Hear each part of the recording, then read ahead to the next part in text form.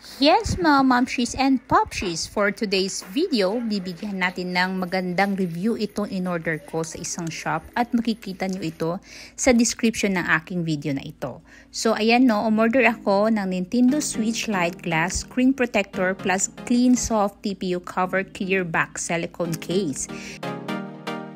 Plano kong binili ito anti-scratch and anti-dust sa Nintendo Switch nila, Nintendo Switch Lite.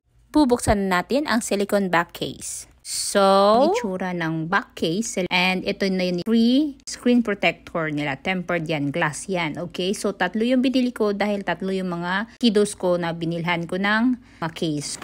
At ito namang pangalawang parcel na binili ko ay isang portable storage carry bag for Nintendo Switch Lite console. Para sa mga console. So, travel friendly siya at may mga card slots na. So, look at that. Okay, may mga card slots na siya. Okay, yan ang strap natin. Perfect na perfect to carry on the go. Hard case protection from bumps, scratches, at syempre, pag nababagsak. And it's very, very magaan. Yung zipper niya ay very smooth, may card slot, at pwede ka rin maglagay dyan kung ano-ano kung pera, okay? So, ayan. So, lalagay na natin. Okay, silicone back case sa ating Nintendo Switch Lite. Okay, para lang yan sa mga Switch Lite kasi may dalawa eh. Nintendo Switch at may Nintendo Switch Lite. So, ito naman, Nintendo Switch Lite. Ayan, perfect na perfect ang fit. Ayan, perfect na perfect. So, tapos na natin ilagay ang ating silicone back case. Ilalagay naman natin ang ating screen protector. Meron tayong wet wipes yan, and then punasan muna natin ng 1 wet wipes ang ating screen, and 2 yung dry wipes bago natin ilagay ang ating screen protector. Next, ang ating screen protector. Lalagay na natin ang ating screen protector sa Nintendo Switch Lite. Yan, very smooth pa rin siya. Gaya ng ating mga cellphone, meron tayong mga tempered glass, meron din tayo dito sa ating Nintendo Switch Lite. So, ayan, fast forward tayo at lalagyan natin ang ibang mga Nintendo Switch Lite. Okay.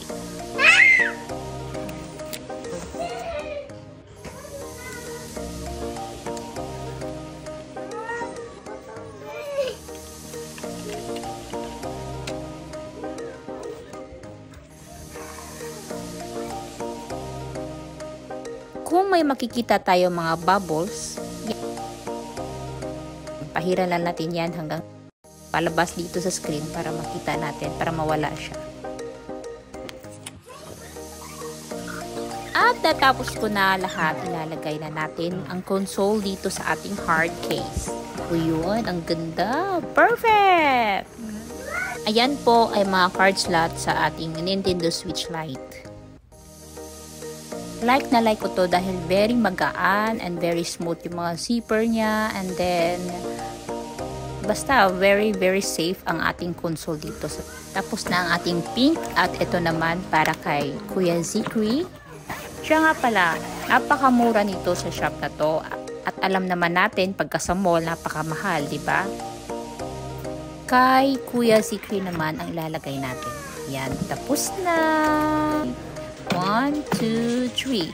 Yan, happy kiddos! Alright, thank you for watching.